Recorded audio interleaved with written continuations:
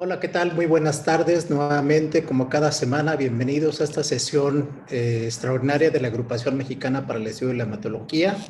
Y bueno, pues le voy a ceder como cada semana las palabras de bienvenida a nuestro presidente, el doctor Óscar Hernández Zamudio, que tiene a bien a dar la bienvenida tanto a nuestros conferencistas como a todos los que nos siguen en la plataforma y en las redes sociales. Adelante a nuestro presidente, el doctor Óscar Hernández Zamudio.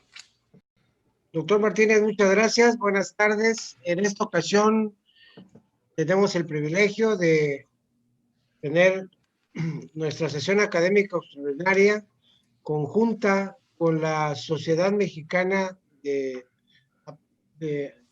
Anemia Plástica. Quiero agradecerle a la doctora Magdalena Ortiz Sandoval, quien es la presidenta de la Sociedad Mexicana de Anemia Plástica. También al doctor Efren Horacio Montaño Figueroa, quien es el vicepresidente de esta sociedad. Y desde luego a nuestros ponentes, al doctor Neil Young, al doctor Philip Chamber y desde luego en forma muy importante al doctor Juan Carlos Vallejo, quienes tocarán el tema de aplasia medular. En esta ocasión, la sesión extraordinaria se le ha denominado Masterclass en anemia plástica. Agradecerles a ellos su tiempo, agradecerles los conocimientos que nos darán en esta ocasión y desde luego, como dice el doctor Martínez, agradezco a todos los miembros, a todos los socios de la agrupación y a todos los que se conectan en este tipo de sesiones nuestras. Muchas gracias y empezamos. No hay inconveniente, doctor Martínez. Bien, muchas gracias, doctor Oscar.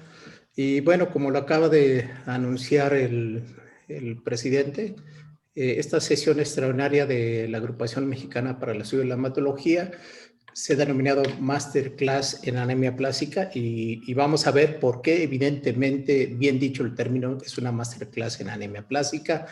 Como ustedes saben, esta es nuestra agenda del día de hoy. Ahorita voy a tener oportunidad de mencionar a cada uno de ellos y los temas que nos estarán brindando en esta ocasión. Esta es la invitación oficial. Es una sesión en conjunto, como ya bien lo mencionó, y agradecer a la Asociación Mexicana de Anemia Plástica. Lleva muchos años funcionando y ahora pues como que se ha refrescado con gente joven y entusiasta. Muchas gracias a la doctora María Magdalena, presidente, por haber organizado y hecho posible esta unión y la invitación para que hiciéramos la participación en conjunto. Agradecer, por supuesto, y bueno, todo este tipo de sesiones que hemos tenido, tanto ordinarias como extraordinarias, a nuestro presidente, el doctor Óscar Hernández Zamudio, a toda nuestra mesa directiva. Como ustedes lo saben, lo hacemos, dado que pues a veces de manera presencial podíamos contar con la mayoría de ellos, pero bueno, pues ahora de manera digital anunciar quiénes son. También anunciarles que terminando esta sesión, esperamos terminar a tiempo para poder enlazarnos. Hoy empieza este coloquio de leucemias agudas y síndrome mielodisplásico. Es el primer coloquio que inicia el día de hoy. Es un evento que no tiene costo, es para todos los que se quieran registrarse. Ahí ven ustedes en la parte de abajo el sitio en el cual ustedes pueden conectarse. Es miércoles, jueves, viernes y sábado. Es un evento que vale la pena. Simplemente un vistazo al programa el día de hoy, de los cuales pues vamos a tener un programa importante que vale la pena para todos los que son hematólogos, para los que son de la parte del laboratorio o los que tienen interés en el aprendizaje de leucemias agudas y síndromes mielodisplásicos.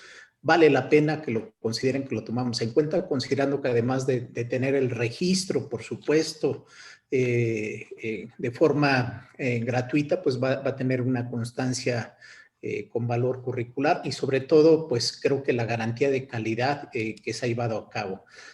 Ustedes pueden ver ahí el código QR en el cual ustedes pueden hacerlo directamente con su teléfono celular.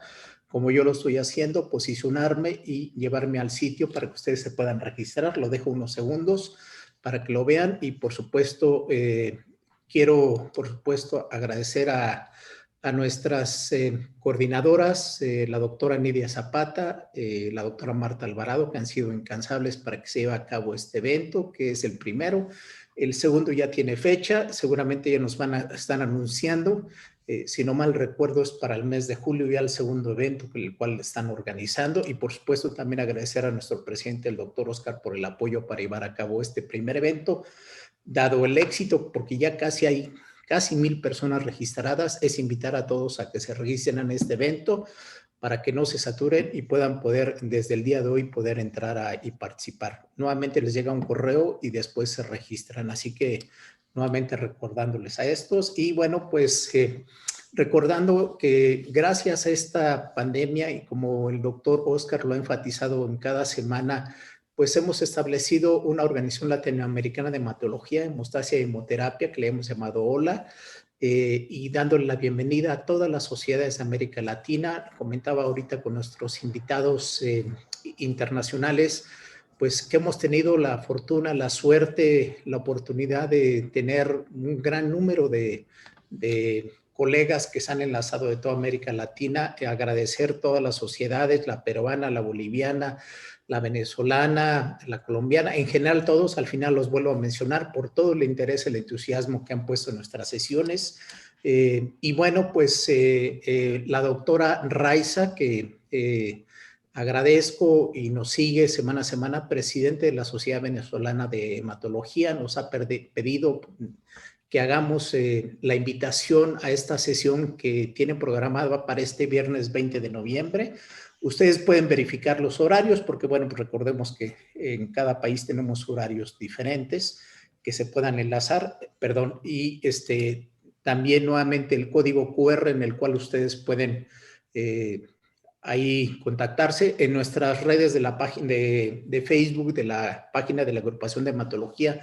La hemos estado difundiendo y bueno, dado que ellos también han difundido nuestras sesiones, también nosotros queremos participar en esta sesión, así que la invitación es para todos se unan a esto. Y bueno, pues este es lo que hemos llamado la Masterclass en anemia plástica. Por supuesto, a la doctora Magdalena Ortiz Sandoval, que es la presidente de esta asociación, pues nos va a hablar un poco el panorama de esta asociación, la misión, visión, la epidemiología nacional de la anemia plástica. Y bueno, pues creo que para todos es conocido, realmente para nosotros es miembro honorario, además hay que mencionarlo, el doctor Neil Young de nuestra agrupación mexicana para el estudio de la hematología. Nos va a hablar 50 años de avances en la anemia plástica desde la patogenia al tratamiento, un líder de opinión en el mundo. El doctor Philip Chamber, de tratamiento actual de la anemia plástica en pacientes no candidatos a trasplante de médula ósea. Pasaremos después a trasplante de células hematopoyéticas en anemia plástica con el doctor Juan Carlos Vallejo. Y terminaremos con el postulado que tiene la Asociación Mexicana de Anemia Plástica ante la situación actual con el doctor Efrén Montaño. Brevemente, un resumen breve de quiénes son nuestros invitados el día de hoy. La doctora María Magdalena Ortiz Sandoval, hemato-oncóloga pediatra, es la presidente de la Asociación Mexicana de Anemia Plástica, al cual nuevamente reiteramos el agradecimiento.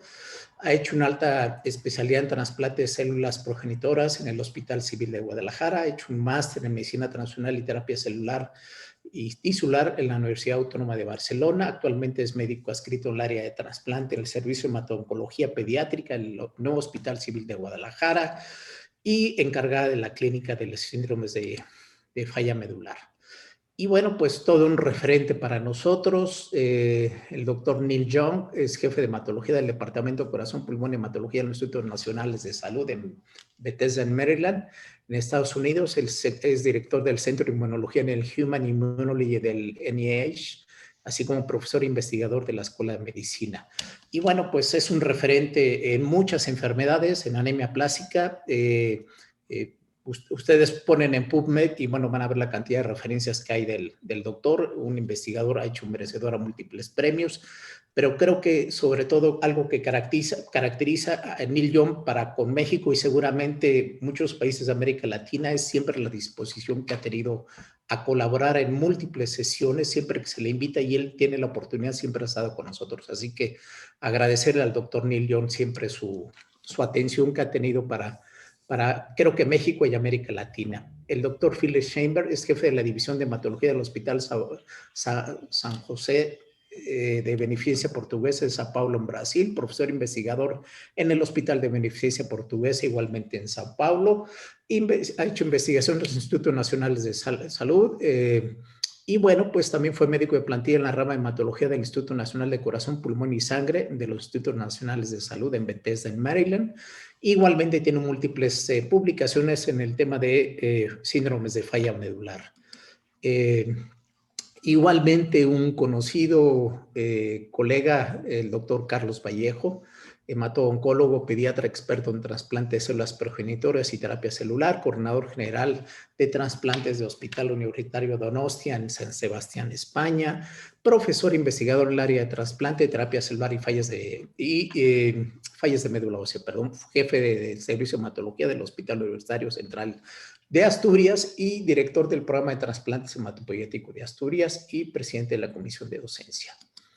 Y bueno, para que no se les olvide quién es el doctor Efraín Montaño, él es médico hematólogo, él hizo un doctorado en Alemania y él es vicepresidente de la Asociación Mexicana de Anemia Plástica, es el encargado, trabaja en el servicio de hematología del Hospital General de México, él es el encargado de lo que sería la clínica de anemia plástica de linfomas no Hodgkin y ha sido investigador en ciencias médicas en el área de células troncales hematopoyéticas por parte del Centro Nacional de Transfusión Sanguínea. Así que muchas gracias a todos nuestros conferencistas. Este es el programa y bueno, pues agradecerles a todos e iniciamos. Entonces, adelante, doctora Magdalena, cuando guste. Bueno, voy a empezar a hablar un poquito de lo que es nuestra Asociación Mexicana de Anemia Plástica. Como ustedes saben, esta es una asociación que surgió por allá en el año de 1996 con varios médicos muy entusiastas que vieron la necesidad de tener una asociación que se dedicara prácticamente a lo que era el estudio y el avance en el conocimiento de anemia plástica y todos los síndromes de falla medular.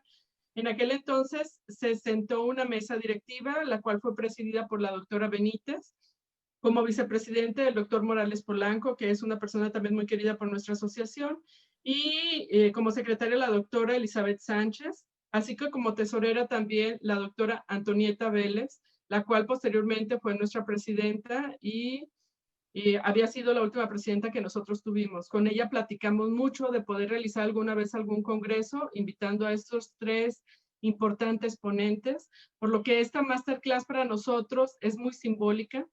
Y en realidad yo sé que la doctora Antonieta estaría súper contenta de contar con la presencia de cada uno de ellos.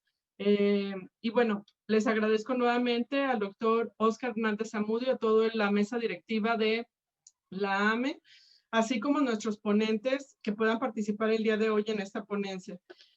La AMA en realidad surgió entonces para poder tener un grupo de apoyo para la investigación, para el conocimiento de anemias aplásicas. Su principal visión fue orientar en el tratamiento de las anemias aplásicas y fallas medulares a la población médica, así como a los pacientes, poder organizar cursos, establecer y mantener relaciones con otras asociaciones, como en este caso AME. Nuestra asociación está muy vinculada con AME, se hizo una vinculación muy importante cuando la doctora Victoria Ferrer Argote fue presidenta. Ella también forma parte de los miembros fundadores. Y bueno, nuestra asociación estuvo presidida por la doctora Antonieta Vélez, quien lamentablemente, como todos ustedes saben, falleció en el año 2018. Para nosotros como asociación fue una pérdida muy irreparable y nuestra asociación duró un tiempo con problemas para poder volver a sesionar. Entonces, tratamos de hacer sesiones y se estableció una nueva mesa directiva, la cual les presento el día de hoy. Es la mesa directiva de la AMA, que a partir de mayo del año pasado estamos en funciones. ¿Me pasa la que sigue, por favor? Nosotros como Asociación Mexicana de Anemia Plástica pensamos hacer este masterclass y bueno, les quiero comentar un poquito de las actividades que hemos estado haciendo. Como ustedes saben, en México tenemos un rezago muy importante en cuanto al diagnóstico y en cuanto al acceso a los tratamientos para los pacientes con anemia plástica, porque lamentablemente en nuestro país pues no se cuenta con los recursos para que todos los pacientes puedan acceder a los tratamientos de forma oportuna. Viendo nosotros esta gran necesidad que había como Asociación Mexicana de Anemia Plástica, nos enlazamos junto con otras asociaciones a una Alianza Nacional por las Enfermedades Raras, la cual está compuesta por 16 asociaciones, la que sigue. Y bueno, muchos de los trabajos que hemos estado haciendo es empezar a buscar que la anemia plástica sea reconocida dentro del catálogo de enfermedades raras que existe en México.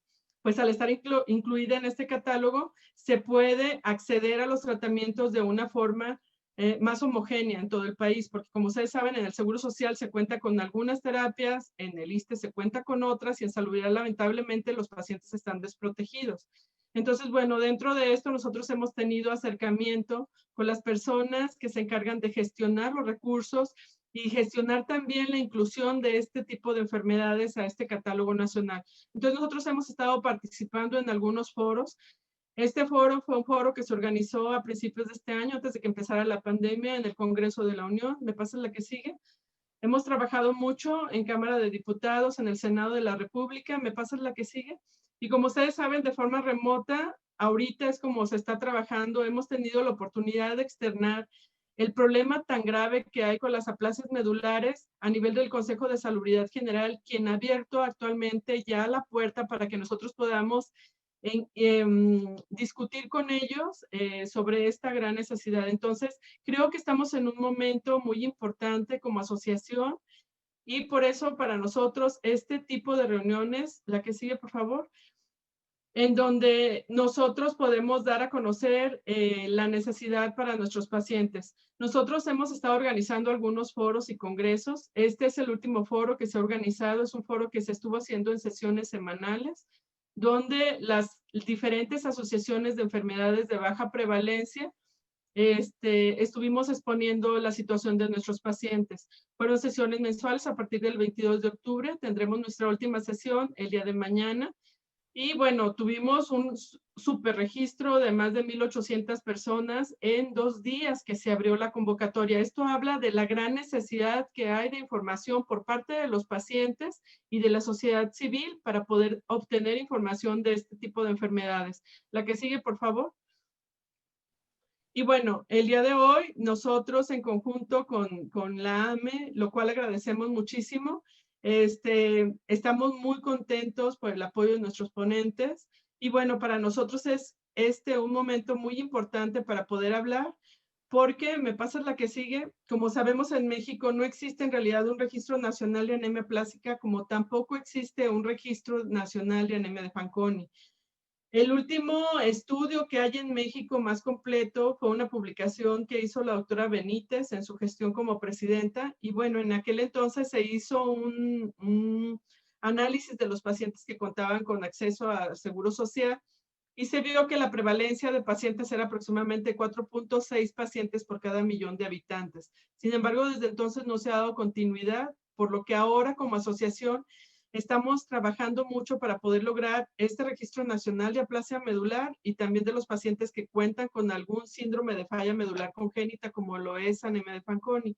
Entonces, bueno, foros como este son importantes para poder llegar a tener acceso a todos ustedes que de alguna manera trabajan con pacientes con falla medular para poder acercarnos todos juntos, porque al final de cuentas, si logramos algo, se logrará por el bien de todos los pacientes en común. Y creo que es importante que como asociación nos integremos todos, hagamos todos una sola voz y podamos hacer lo mejor que podamos para poder ofrecerle un mejor acceso a los tratamientos de nuestros pacientes. Y bueno, no me queda más que agradecer a la asociación y a nuestros ponentes. Muchísimas gracias.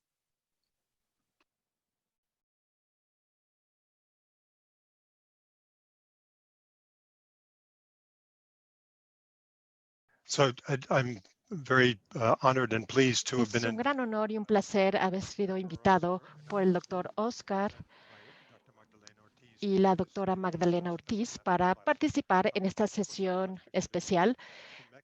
Preferí estar en México, por supuesto. Me preocupa un poco que el próximo año, cuando haya pasado la pandemia y tengan una reunión y decidan a quién invitar, digan, bueno, el doctor Young ya habló el año pasado y podemos invitar a alguien más. Pero esta es una señal de lo que realmente siento por México y los médicos que atienden a pacientes ahí. Y estoy muy contento de poder hacer esto virtualmente. Y al final voy a tomarme un tequila como recompensa. Entonces, los próximos 35, 40 minutos, quiero platicarles un poco sobre el pasado y el futuro de la anemia aplásica inmune.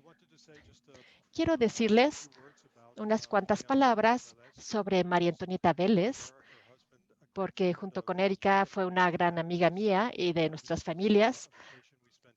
Pasamos unas vacaciones juntos en Manzanillo. Conocemos bien a nuestros hijos y la extraño mucho y quería reconocer lo importante que fue en mi vida, en mi carrera profesional. Uno de los aspectos maravillosos de estudiar los síndromes de insuficiencia de médula ósea es que hay una traslación entre la fisiopatología, que simbolizo con este póster que tengo en mi oficina. El cuerpo humano es una fábrica, y el paciente es otro cartel que tengo en mi oficina de finales de 1900 que anuncia píldoras para anemia en italiano. Ojalá tuviéramos una píldora para darles a los pacientes con anemia aplásica. Y esta es una enfermedad muy importante, a pesar del hecho de que es rara en comparación con otros síndromes sanguíneos. Fue descubierta hace 100 años por el gran Paul Ehrlich, que obtuvo un premio en inmunología. Interesantemente, fue nombrado, le di a la traductora otra oportunidad. Quiero agradecerles a todos, pero también quería mencionar mi amor por María Antonieta. Estas son fotografías de las últimas vacaciones que tomamos juntos como familia en Manzanillo. Así que le mando mi pésame a la familia de María Antonieta. Este cartel ilustra la relación entre la fisiopatología. Este es un cartel alemán de 1920 y la paciente que se muestra aquí es un cartel de principios de 1900, que era una píldora contra la anemia que se anunciaba en el norte de Italia. Y realmente podemos traducir muy fácilmente entre el conocimiento que hemos obtenido en el laboratorio y la actualidad. Y esta enfermedad es importante y aquí tenemos algunos artículos sobre el pasado de la anemia aplásica. Esta es una descripción de una mujer que murió. Esta es su autopsia. Aquí se le llamó a la enfermedad de una forma aplásica y una enfermedad que nos llevó a entender cómo se debe atender a los pacientes, no solo los patólogos que pueden hacer investigación. Provino de un estudio de Philips y esta enfermedad también ha sido muy importante para entender el papel del medio ambiente, por ejemplo, el benceno. Es una enfermedad que históricamente ha sido muy difícil de estudiar, porque cuando yo empecé a estudiarla hace algunas décadas, es una entidad por sí sola, no relacionada con otras enfermedades sanguíneas ni médicas. Era muy confuso estas etiologías diferentes. Parecía no haber causa aparente, había relaciones con embarazo, hepatitis, fármacos y químicos. Era una enfermedad muy difícil de estudiar porque no había suficientes células. Y ya hemos podido estudiarla, y en esta revisión que escribí para una publicación hace un par de años, hay cierta claridad para entender que tiene mucho que ver con la historia, porque la historia ha sido dominada por los patólogos a principios del siglo XX, quienes reconocieron el drama de una médula ósea vacía. Y esa patología, si bien es común en pacientes con anemia aplásica, Hay diferentes mecanismos que nos llevan a una patología común. No voy a ahondar en esto, pero esto ilustra parte de la confusión que ocurrió como resultado de la patología en lugar del paciente que debía conducir nuestro entendimiento. Así que la lesión de la médula es una forma muy común de hipocelularidad de la médula. Es iatrogénica, puede ser causada por quimioterapia, radiación, pero rara vez se elimina sin lesionar gravemente otros órganos. Esto es una forma común, pero no irreversible. Ahora, la insuficiencia de médula constitucional tiene su base genética, por lo general un defecto en una célula, pero también el sistema inmune que se presenta de manera precoz con un historial familiar y también tiene involucramiento de multiórganos. Y por supuesto es muy importante distinguir entre las causas germinales que se presentan en la adultez. Y para darles algunos ejemplos de cómo esta confusión ha jugado en esta insuficiencia, este es un artículo clásico llamado Anemia aplástica secundaria a oler pegamento. Esta es una persona que estaba graduando de la universidad. Yo leí este artículo cuando estaba haciendo mis primeras revisiones al respecto. La escribió Darlene Powers. Ella no era experta en insuficiencia de médula, sino más bien en drepanocitosis. Y los pacientes que describía eran pacientes con enfermedad unicelular. Y estaban siendo afectados por el parvovirus B19. Entonces, una etiología fue culpada y se pensó que era una enfermedad retroviral. Este es otro ejemplo de que la anemia era causada por exposición a tinte para el pelo. Decían que eran químicos con mal olor, con muy malas estructuras, basadas en benceno, y parecía probable que podrían estar relacionadas con insuficiencia medular. Pero vemos que esto suele usarse en personas con enfermedades de las células natural killer y que tienen pelo cano. Es una persona que se estaba pintando el pelo. Aquí tenemos un ejemplo muy impresionante que no ha sido publicado. Estos son dos gemelos en 1960 que presentaban anemia aplásica inducida por cloramfenicol. Y un gran hematólogo estadounidense acertó un poco, argumentando que debería haber un defecto genético porque eran mellizos idénticos y el procesamiento del cloramfenicol podría estar involucrado. Y uno de estos mellizos reapareció después y el paciente que estudiamos después porque tenía macrocitosis crónica y trombocitopenia progresiva. Sus médicos, no nosotros, y su comunidad local ordenaron un estudio y se descubrió una mutación de un gen. Entonces se encontró una base genética en ambos mellizos, sí tenían una susceptibilidad genética y no tenía que ver con la sustancia descrita. Ahora voy a hablar esta tarde de la anemia aplásica. Esta es una entidad distinta y yo creo que el nombre inmune debería ser cambiado por idiopático, porque tenemos suficiente entendimiento para poder etiquetar la fisiopatología. Y en el mismo artículo, especulativamente, la anemia aplásica puede tener un solo linaje y puede estar relacionado con otros síndromes hematológicos, algunos en la médula ósea y otros en la sangre periférica, que están relacionados con el compartimento de células B que estaba más activo, en la destrucción de las células precursoras y progenitoras aquí y las células que se muestran aquí. Ahora, la fisiopatología inmune se ha obtenido de observaciones clínicas y estas observaciones llegaron a mitades del siglo XX con observaciones de Mattei y otros colegas europeos, que algunos pacientes que recibieron trasplantes sin éxito recuperaban su propia función glomerular. Esto se llama una reconstitución hematopoyética. Y esto fue replicado por 2 grupos europeos con el uso intencional, inicialmente combinado con un trasplante de médula ósea no compatible, que se administró como parte del régimen de condicionamiento. Y esto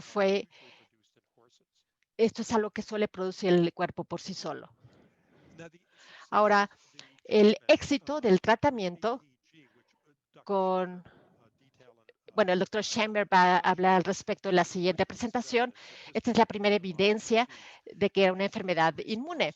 Y las respuestas con ATG resultaron en una profunda diferencia y una mejoría profunda en la sobrevida de aquellos pacientes. Casi todos se esperaba que habrían muerto en un año del diagnóstico en los años subsecuentes. Así que los pacientes tratados con una sola ronda de ATG equina y mostraron una buena respuesta, mejor del 90% de sobrevida a 10 años, como se muestra aquí. Otra información importante para la fisiopatología inmune es la dependencia de ciclosporina. En nuestros estudios en NIH, cuando intentamos reducir lentamente la ciclosporina después de tratar con ATG, podríamos demorar, pero no prevenir, la recurrencia de la enfermedad en 30% de los pacientes. Y aquellos que han tratado pacientes con anemia plástica y ven las fluctuaciones de los hemogramas, en especial plaqueletas, dependiente de la ciclosporina, no durarán que esta enfermedad es mediada por el sistema inmune. Y datos más recientes han provenido de las terapias con inhibidores checkpoint. Por ejemplo, Davis mostró que tiene una toxicidad y ha demostrado que hay ciertas enfermedades inmunes. Ahora hay evidencia poderosa de la capacidad de los linfocitos de destruir la médula ósea. Y esto se ha mostrado en modelos animales. Se han publicado muchos artículos. Estos son excelentes modelos de los mecanismos inmunes y las terapias que funcionan en el tipo inmune de la anemia plástica. Aquí pueden ver una médula ósea normal en el momento de la infusión de las células de glóbulos de ganglios linfáticos. Aquí están los linfocitos que están invadiendo la médula ósea. Esta es evidencia muy poderosa en un número muy limitado de linfocitos sin infusión de células progenitoras. Pueden erradicar la médula ósea del ratón. Este es uno de muchos experimentos y lo muestro porque voy a referirme a un estudio clínico que puede interesarles, en donde pudimos mostrar que la ciclosporina, como se esperaba, pero también la rapamicina, son muy efectivos para tratar la insuficiencia de médula ósea en ratones, pero por mecanismos diferentes. La ciclosporina suprime la médula ósea, es un buen bloqueador, como en un juego de fútbol, suprime la médula ósea, pero la rapamicina, el sirolimus, es como una tarjeta roja, elimina a los malos jugadores. Es mucho más efectivo que las citocinas supresoras que están causando la insuficiencia de la médula ósea y también aumentan las células T regulatorias que suprimen la respuesta autoinmune. Les voy a mostrar cómo aprovechamos eso en la clínica. Y luego los pacientes, podemos hacer muchos experimentos, solo muestro uno. Esto fue publicado en el Lancet hace algunos años, pero muestra las células T y las células efectoras de linfocitos que están presentes en pacientes con anemia aplásica. Es un clon grande que se benefició con citometría de flujo. Y de hecho, otros clones sí aparecen como resultado de la expansión y cuando hay una recidiva podemos ver el regreso de los clones originales. Creemos que este es el mecanismo aproximado para la insuficiencia de médula ósea. Y estos son regulados por células T regulatorias. Como en otras enfermedades autoinmunes, son muy eficientes. Esto es lo que hicimos en nuestro laboratorio, utilizando una citometría que es una manera muy sofisticada de interrogar a las proteínas. Y esto muestra que estas células regulatorias T son deficientes de maneras muy específicas. Y sin duda, aquí hay un artículo que muestra que la ATG equina versus conejo fue la terapia de elección y muestra una diferencia significativa entre la equina y la de conejo. Tiene un efecto supresor en las células regulatorias T. Y creemos que este es el principal factor responsable de los mejores desenlaces en pacientes tratados con ATG equina, que puede salvar muchas más de estas células regulatorias. Ahora, el desenlace de pacientes con una buena respuesta hematológica ha sido excelente. Los no respondedores, por lo general, no les va bien. Solo tienen un 20% de sobrevida a 5 años y esto mejora con el tiempo, principalmente como resultado de un mejor tratamiento de apoyo, pero no como resultado de una aplicación inteligente de lo que sabíamos del laboratorio experimental. No voy a ahondar en esto. Yo creo que Phil va a hablar de estos estudios, pero los esfuerzos, ya sea para reemplazar la ATG equina o suplementarla, han fallado para mejorar el 60-65% de tasa de respuesta que vemos con un régimen de ciclosporina. Y es razonable, aunque un poco deprimente, pero la explicación es que hay una deficiencia que no se puede superar. Vemos esta deficiencia en nuestros frotis de rutina. Esto muestra la ausencia de las células CD34.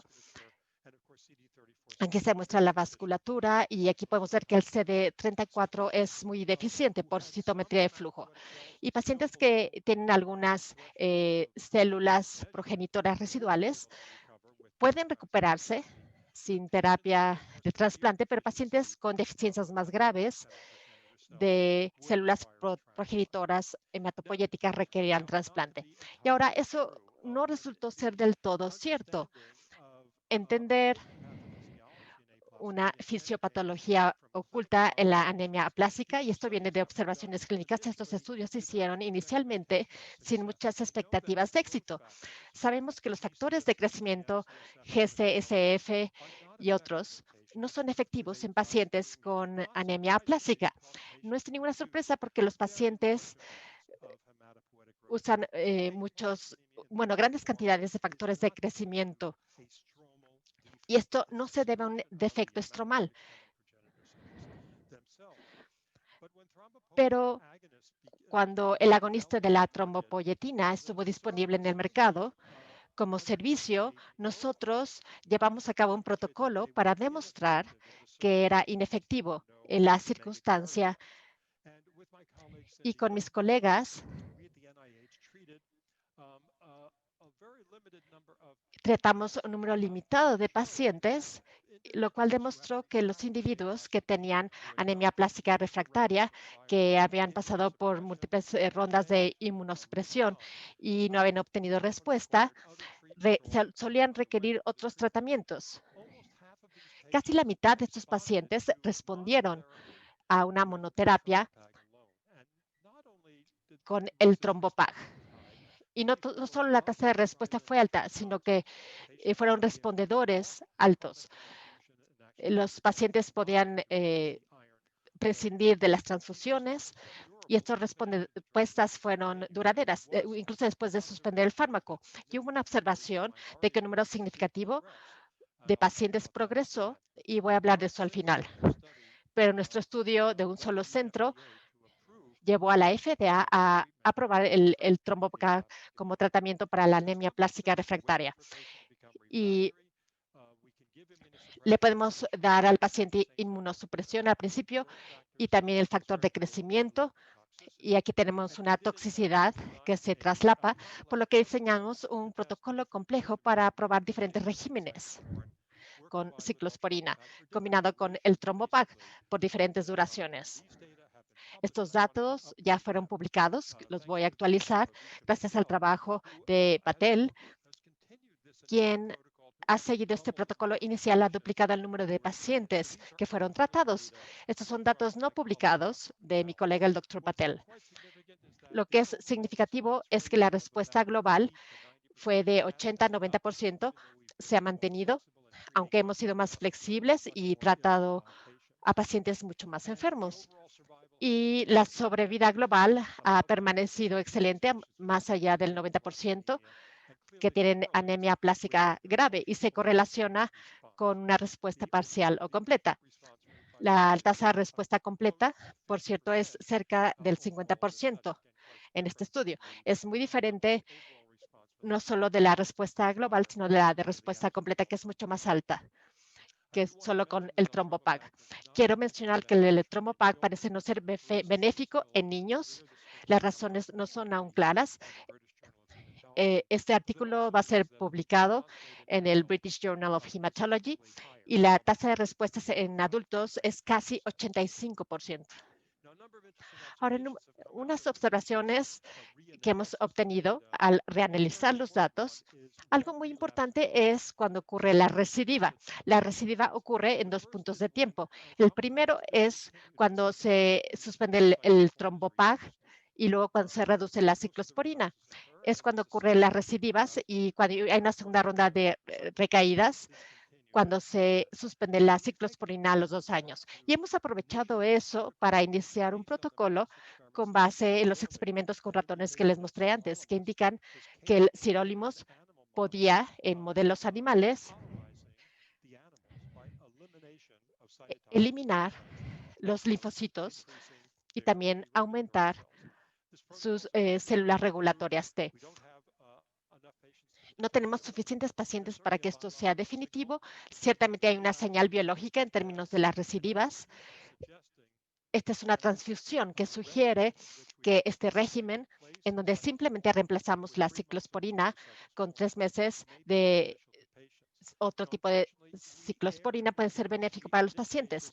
Como iniciamos esto a los 2 años y el tiempo en que queríamos iniciar fue antes, yo espero que los próximos años, con base en este estudio, podamos empezar un estudio multicéntrico que aproveche este efecto antes, durante el transcurso de la anemia plástica.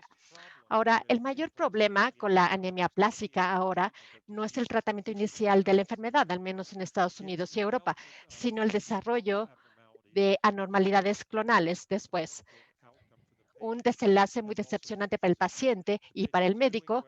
El paciente va bien, se siente bien, va a su visita anual o 5 o 10 años después y desarrollan anormalidades genéticas y se vuelven resistentes al tratamiento.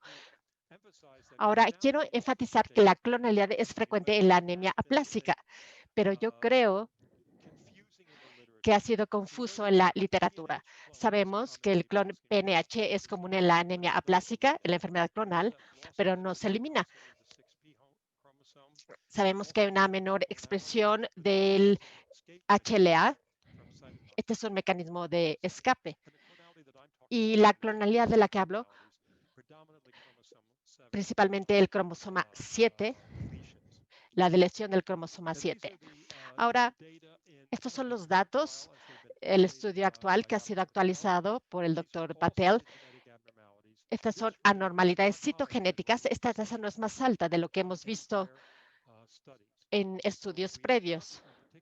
Así que no nos preocupa las anormalidades clonales combinadas con terapia inmune. Después regresaré a esto. Ahora quiero señalar por qué la trombopoyetina puede funcionar en la anemia aplásica. Sin duda, los niveles de trombopoyetina eran muy altos en estos estudios con nuestros propios pacientes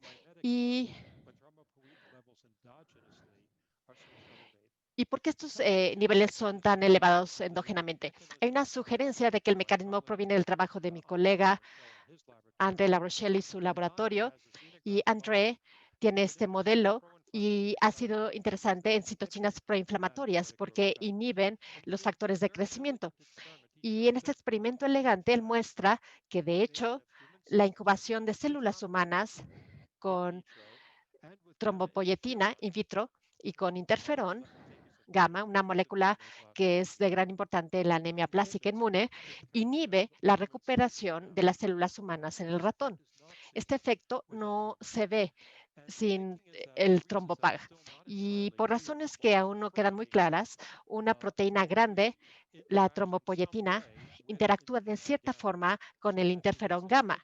así que se inhibe en su acción, pero la pequeña molécula escapa a este mecanismo. Hay muchas razones por la que la trombopoyetina puede ser efectiva, pero creemos que la principal es porque se une a la célula hematopoyética y la estimula a las células progenitoras. Creemos que es importante hacia el futuro en nuestros protocolos que aprovechen y no lesionen al paciente, reteniendo lo que es terapias de baja toxicidad.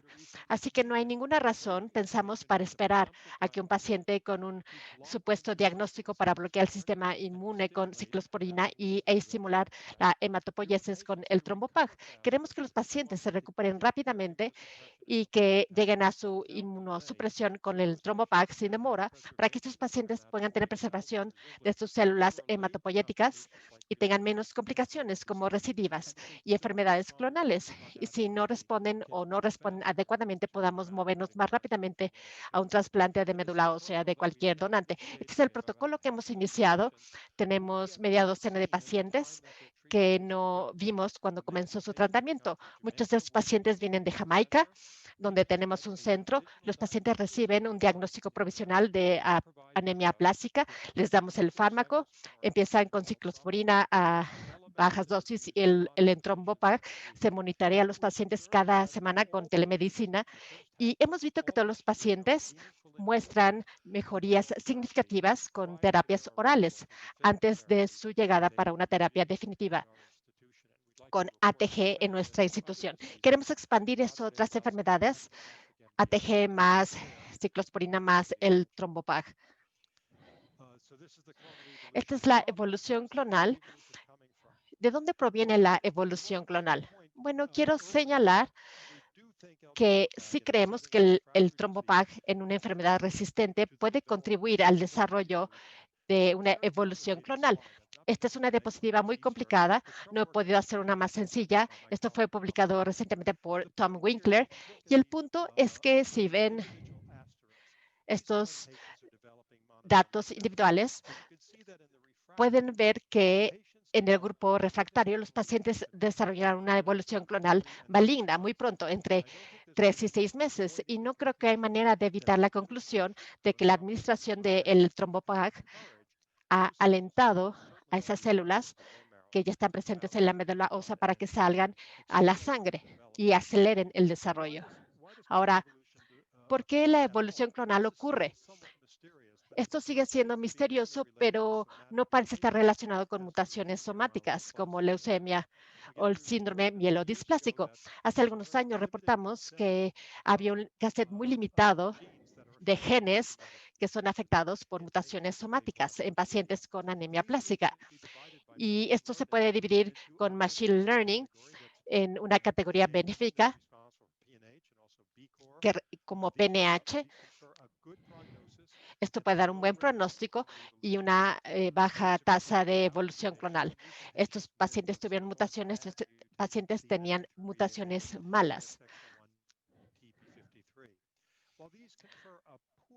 Esto puede darnos un pronóstico muy malo asociado con la evolución clonal. La asociación con la evolución clonal es mucho menos fuerte y no creemos que sean impulsores de los pacientes que sí desarrollan una evolución clonal. Creo que Phil va a hablar de esto. Hay múltiples estudios del NIH y otros lados que muestran que inclusive la aparición de la enfermedad o la longitud del telómero que está acelerada o relacionada con la evolución clonal, y lo cual tiene sentido. Ahora, regresando al estudio que he descrito, la combinación de inmunosupresión y el trombopag, se muestra el resultado cuando vemos a pacientes que tienen anormalidades citogenéticas muy malas. La tasa de desarrollo de estos malos desenlaces, es decir, anormalidades citogenéticas, es muy baja. Y en contraste, los pacientes pueden desarrollar una evolución clonal de bajo riesgo que detectamos solo porque tenemos un sistema de monitoreo muy cuidadoso que realizamos de manera muy frecuente. Y Lo que es impresionante en estas anormalidades clonales es que quizá no tengan un impacto clínico, así que nos preocupan mucho menos la evolución clonal de bajo riesgo. Inclusive entre la evolución clonal de bajo y alto riesgo, con el rescate con trasplante, el desenlace de pacientes con este régimen médico sigue siendo bastante bueno. Ahora quiero concluir en el último minuto o dos para darles un vistazo hacia el futuro de la anemia plástica, porque yo creo que estoy muy convencido de que tenemos un nuevo método y poderoso para ver la médula ósea, en especial pacientes con este tipo de células. Esta es una metodología de una sola célula, es una secuenciación del ARN. Vemos la transcripción. ¿Qué está haciendo la célula directamente fuera del paciente de una manera global? Este es un artículo publicado por Zhao hace un par de años, en donde pudo detectar la aneuploidía a nivel de una sola célula, que hay una disminución en los genes que se están transcribiendo del cromosoma 7. No se puede ver, se puede detectar solo con FISH y aumenta la transcripción del cromosoma 8 y también se detecta una anormalidad del cromosoma. Pero además de ser un método sensible de detección de aneuploidía, podemos examinar esas células aneuploides para ver qué es anormal, qué transcriptores están elevados y cuáles están suprimidos. Este es solo un ejemplo también del abordaje de una sola célula. Podemos hacer secuenciaciones de una expresión de ARN de no codificación. Y aquí podemos ver el patrón de diferenciación y maduración. Pueden ver que esto ordenado computacionalmente no se ve como nuestros mapas tradicionales. Y podemos usarlo en enfermedades. Esto fue publicado recientemente. Y hay grandes cantidades de datos que no puedo describir con detalles, pero muestran otras variantes que usamos con los métodos de una sola célula. Aquí tenemos una reconstrucción que acaba de ser publicada y quiero resaltar que aquí las células progenitoras, aquí tenemos una línea que va al megacariocítico y esto no parece ser nuestra jerarquía tradicional de GMP, HSCT, etcétera. Y yo creo que las implicaciones, es el artículo original, esto nos hace pensar de manera diferente sobre muchas enfermedades hematológicas. Lo que me pareció evidente después de pensar en los resultados de los experimentos de una sola célula es por qué los cánceres que vemos son casi exclusivamente en el lado mieloide de este patrón. Rara vez vemos enfermedades autoinmunes que afecten los granulocitos o monocitos. Y en contraste, hay otras células precursoras y progenitoras y maduras rara vez participan en estas enfermedades. Yo creo que que es una manera de pensar en la aneuploidía. Eso es todo. Les agradezco por su paciencia. Ya sé que es más tarde para ustedes que para mí. Esta es la gente con la que trabajo y quiero expresar mi gratitud por la invitación virtual y esperamos que todo vuelva a la normalidad cuando ya todo sea seguro. Muchas gracias.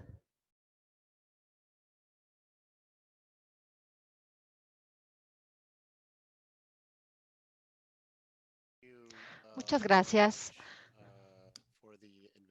por la invitación. Gracias, Dr. Young, por su maravillosa presentación. Siempre aprendemos mucho cuando escuchamos sus presentaciones. Quiero agradecer a los organizadores por invitarme virtualmente. He ido varias veces a México. Yo comparto la experiencia del tequila que mencionó el Dr. Young.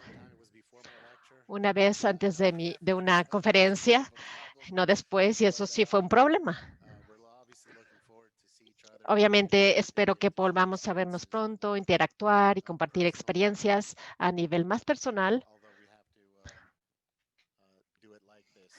Aunque bueno, ahora lo tenemos que hacer así en estos momentos. Pero estoy muy optimista de que esto va a cambiar y todo va a mejorar. Bueno, mi plática es sobre no candidatos a trasplantes, y la determinación se hace en el momento del diagnóstico. Voy a complementar un poco lo que mencionó el doctor Young y mostrarles un poco de los datos, pero realmente es muy poca la información que se va a traslapar. Estos son mis conflictos de intereses y este es el problema con el que estamos lidiando. En la anemia aplásica, el doctor Young dio una descripción muy detallada de la etiología que puede llevar a esta médula, incluyendo la genética, exposiciones. De lo que estamos hablando aquí es de las formas inmunes de destrucción de la médula ósea, conocida como anemia plástica idiopática. Como sugirió el doctor con los años, nos referimos a esto como anemia plástica inmune. Es diferente de una médula ósea saludable del mismo paciente en el momento del diagnóstico. Esto es 6 meses después y muestra que la médula ósea puede mejorar con el tiempo, en este caso con terapia inmunosupresora, pero también se puede lograr con trasplante de células progenitoras hematopoyéticas. Esta es la siguiente plática. Carlos va a hablar de esto en la siguiente presentación. Bueno, este es un punto de decisión que se ha hecho en términos del manejo cuando alguien es diagnosticado con las formas graves de anemia plástica, definidas por bajos niveles de plaquetas, y los pacientes son más jóvenes, es decir, menos de 40 años, tienen un donante familiar que es compatible, se puede hacer un trasplante de manera oportuna, y para pacientes que son mayores o no tienen un pariente donante compatible, la inmunosupresión se puede emplear. ¿Por qué? Porque la mortalidad en pacientes de más de 40 aumenta. De hecho, aumenta con la edad. Los pacientes que son de más de 20 años tienen mayor mortalidad, y los que tienen más de 40 años tienen más complicaciones. Así que esto ha sido consistente en la literatura y se basa en los datos. Uno podría decir que si alguien es un niño menos de 18 o 20 y tiene un donante histocompatible y se puede hacer un trasplante en menos de 6 o 8 semanas, esto requiere mucha logística, y encontrar un donante en ese momento quizá no sea posible. Y eso vale la pena mencionarlo. La terapia inmunosupresora es efectiva como tratamiento en pacientes con anemia aplásica grave. Lo mostré en la primera diapositiva, y aquí también los pacientes recuperan la función de su médula ósea y sus conteos después de varios días de ATG y ciclosporina a 6 meses. Se recuperan y muchos de los problemas inmunológicos que se han descrito, los pacientes mejoran en pacientes tratados con terapia inmunosupresora, como aumentar las células T reguladoras,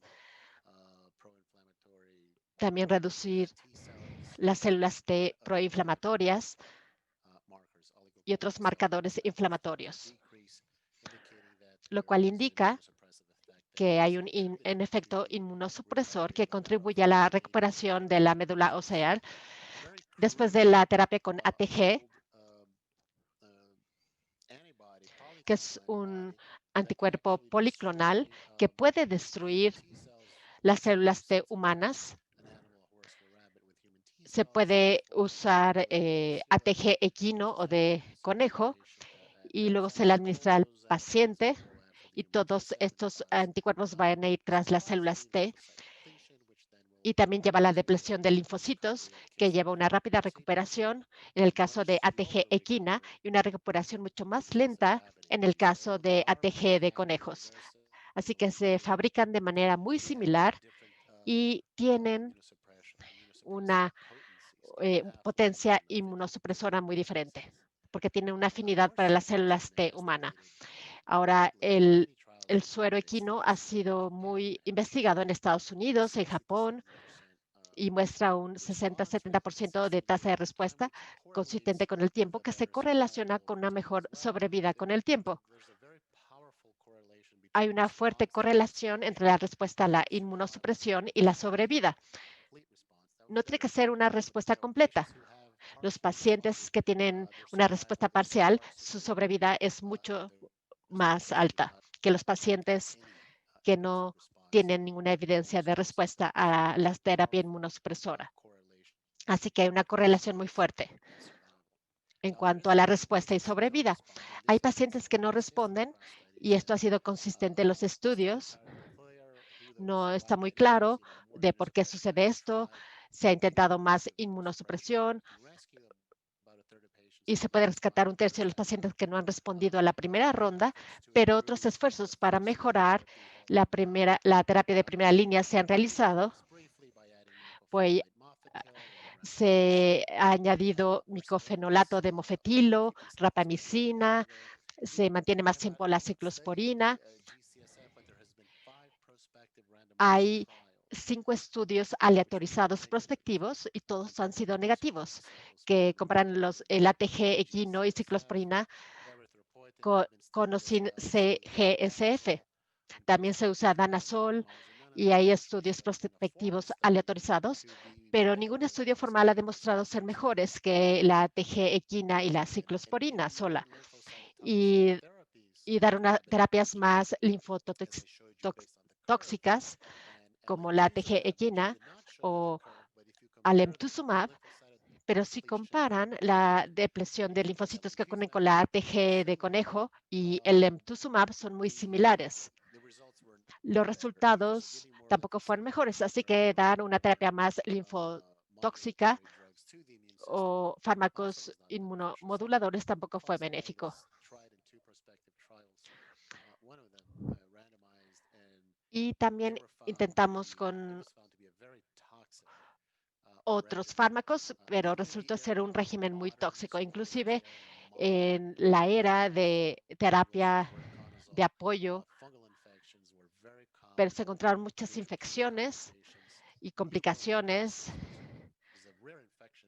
También encontramos infecciones raras y encontramos 2, 3 o 4 casos en el mismo año. Son presentaciones muy dramáticas.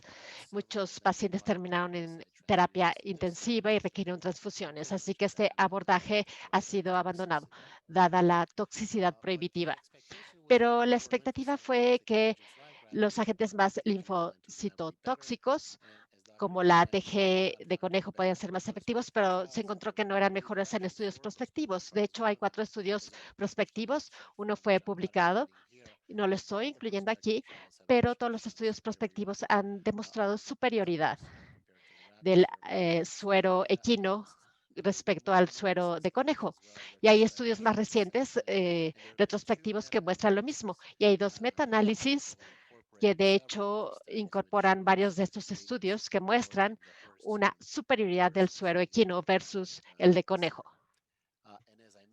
Y como les mencioné, dada la baja tasa de respuesta con la formulación de conejo que se esperaría, hay una fuerte correlación entre la respuesta y sobrevida. Menos respuesta, peor sobrevida. Y es lo que sucedió en el estudio estadounidense, en el NIH, y también en el estudio europeo, que de hecho mostró peores curvas que las que vimos en el estudio del NIH. Este es un estudio prospectivo, salvo que la comparación fue retrospectiva. Fue un puntaje de propensión. Este estudio fue publicado un año después para el estudio NIH.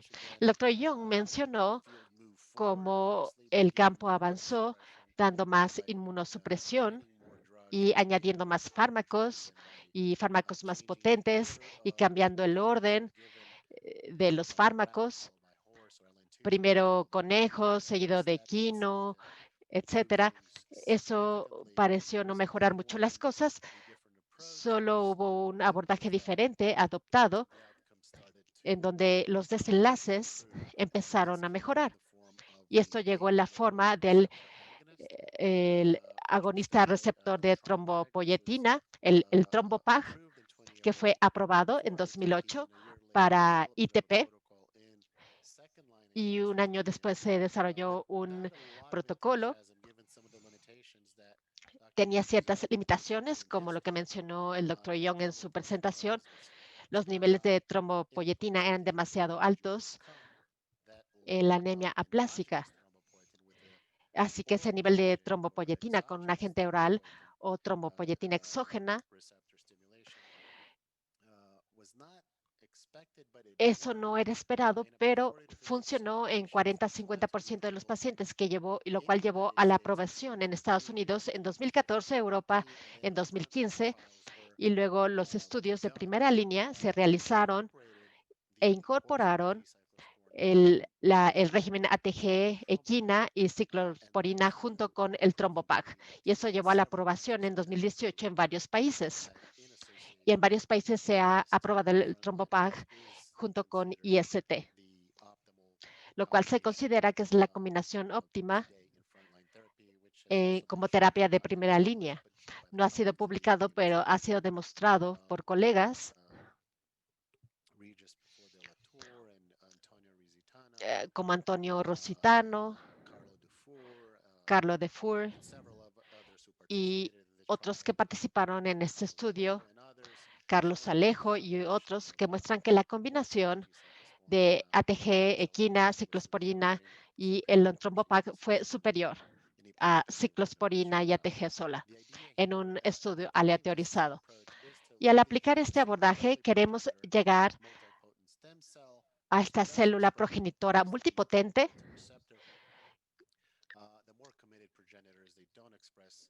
y estas células progenitoras expresan los receptores de trombopoyetina, expresan los receptores que han sido usados como factores de crecimiento como erotropeyina, CSF.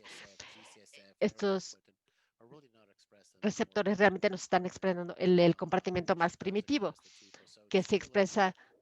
Así que estimular esa población es algo que fue intentado y el principal mecanismo y la razón para usar estos agentes o este agente en particular en los primeros estudios en anemia plástica.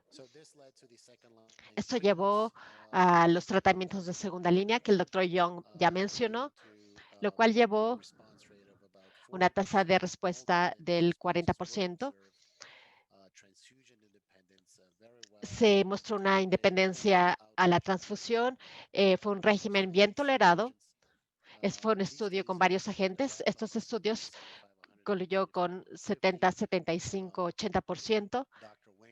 El doctor Winkler le dio seguimiento en otros 40 pacientes y empezó con 150 miligramos, empezando en el día 1, y encontró que la tasa de respuesta fue muy similar a 6 meses, pero lo interesante que vio Tom fueron dos cosas. Hubo respuestas entre 3 y 6 meses y los estudios originales fue dar un fármaco durante 60 semanas a 3 meses, así que se extendió durante unos cuantos meses, hasta 6 meses. Vimos que hubo 15 de 40 pacientes, 20 de 40 pacientes respondieron entre 3 y 6 meses, pero muchas de estas respuestas fueron robustas, multilinaje.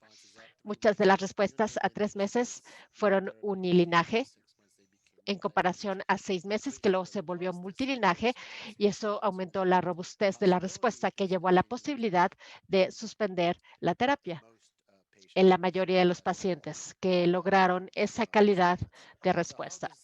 Bueno, ¿cómo aplica esta información en primera línea? Quiero presentarles un caso para ilustrar cómo estamos empleando esta información en pacientes con anemia aplásica. Vimos a un paciente hace algunos años, un hombre de 38 años, acudió a mí hace 3 años con un historial desde la edad de 23. Él fue diagnosticado con anemia y trombocitopenia. Hicimos una médula ósea. Esto fue en el pasado. Él no tenía buenos registros de lo que se le hizo en ese entonces. Básicamente, yo estaba obteniendo su historial. Él tuvo un seguimiento de 23 a 30. no recibió ninguna transfusión. Sus hemogramas empeoraron un poco a los 30 años y él repitió la médula ósea, la cual era hipocelular. Pudimos ver esta médula, no pudimos ver esta.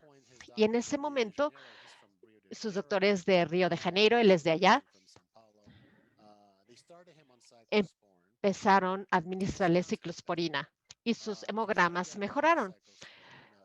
Quisieron suspender la ciclosporina un año y tuvo una recidiva, volvieron a administrar ciclosporina y mejoró. Por lo cual vimos que era una enfermedad mediada inmunológicamente porque respondió a ciclosporina. Y luego tuvo una recidiva cuando se suspendió la ciclosporina y luego respondió. Se le hizo una médula ósea a la edad de 35, siguieron cambiando la dosis de ciclosporina, tenía una citogenética normal, no había displasia a los 35 años, no tenía un flujo de PNH y siguieron cambiando la dosis de ciclosporina. Y sus hemogramas empezaron a bajar y empezó a tener problemas con la ciclosporina, hipertensión, su creatinina empezó a aumentar. Este es un joven que había estado usando ciclosporina durante muchos años. Así que estaba pálido, estaba deprimido, pálido. Su hemoglobina estaba en 7, nunca recibió transfusiones. Él dijo que él toleraba esos niveles. Y él estaba muy deprimido. Él estaba en sus 30, estaba muy deprimido, no tenía esperanzas en el futuro y se estaba dando por vencido. Él tenía una hemoglobina muy baja. Sus conteos eran bajos, pero no demasiado bajos. Y sus plaquetas estaban en 18,000, tenía una médula hipocelular, sin displasia, citogenética normal, un flujo de PNH negativo y su longitud de telómero se determinó, aunque la expectativa, dado el historial, era que no iba a tener telomeropatía, que estos pacientes con un largo historial tienden a pensar que pueden tener un defecto genético subyacente o telomeropatía. Él respondió a la inmunosupresión en el pasado, mejoró con la ciclosporina, y aunque debo decir que su clon PNH es negativo, porque era menos del 1%, él sí tenía 0.8% de clon. Así que sí tenía un clon muy, muy pequeño. Entonces podría tener una enfermedad subyacente. Esto lo hacemos en todos nuestros pacientes, al menos cuando empezamos a verlos y tratarlos, y su flujo era normal para su edad. Así que las opciones en ese momento es seguirle dando ciclosporina, que ya no toleraba, darle inmunosupresión, ATG, ciclosporina. Y no teníamos aprobación para dársela, pero teníamos los datos, así que pensamos dársela. También discutimos un trasplante con él. Tenía 39 años, técnicamente tenía menos de 40 años, pero no tenía un donante compatible con HLA. Su creatinina estaba aumentando con ciclosporina, así que el entusiasmo para darle un trasplante no era tan elevado. También alemtuzumab, pero no hay muchos datos de primera línea que en comparación con otras opciones que ya les mostré. Así que él se le administraba ciclosporina, 250 miligramos por día, su creatinina era de 2, estaba pálido, deprimido. Eso fue hace 2 años o 3. No había ningún donante compatible. Lo registramos en el registro de donantes no emparentados. Él quería intentar la inmunosupresión y le dimos la combinación de ATG-quina, ciclosporina y el Trombopag. El Trombopag fue aprobado en Brasil este año, en muchos países fue el año pasado, este año en Argentina y en otros países de la región. Esto fue en 2017, así que los datos ya habían sido publicados y hablamos con su familia y le escribimos una carta a la aseguradora y se convencieron de que esa era la mejor opción para él. Así que le dimos una combinación triple con un régimen de 3 fármacos. Bueno, estos son sus laboratorios basales. Esto es a 3 meses, esto es a 6 meses, esto es a 1 año y esto es a 2 años. Así que pueden ver claramente que sus hemogramas mejoraron y mejoraron rápidamente.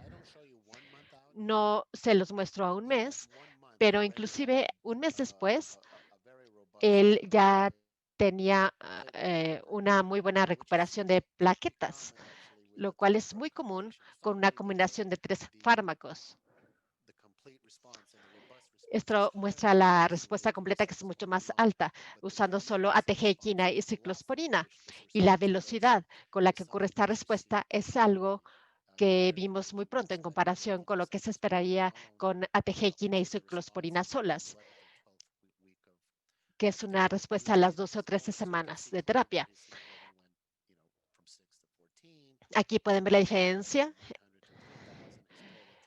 Su conteo de plaquetas de 18,000 a 148,000. Claramente fue mucho mejor no darle transfusiones. Repetimos la médula ósea a 6 meses. Seguía siendo hipocelular, lo cual no es inusual, pero estaba mucho más celular de cuando fue diagnosticado. No había displasia citogenética normal y un flujo de PNH negativo. Así que tuvo una respuesta completa. El trombopag se suspendió a 6 meses. Se inició la disminución de ciclosporina. A los 6 meses, su creatinina mejoró, ya no estaba pálido, estaba más animado, menos deprimido, regresó al periodismo, que es su trabajo, y él sigue trabajando. Detuvimos la búsqueda de donantes no emparentados y disminuimos la ciclosporina hasta suspenderla a los 2 años. Después de 2 años, uno podría decir que, después de 1 año uno quiere disminuir o cambiar a sirolimus, pero con base en el estudio del NIH, en su caso, disminuimos la ciclosporina y lo toleró muy bien y básicamente regresó a la normalidad. Lo vimos hace 2 meses para revisar su hemograma.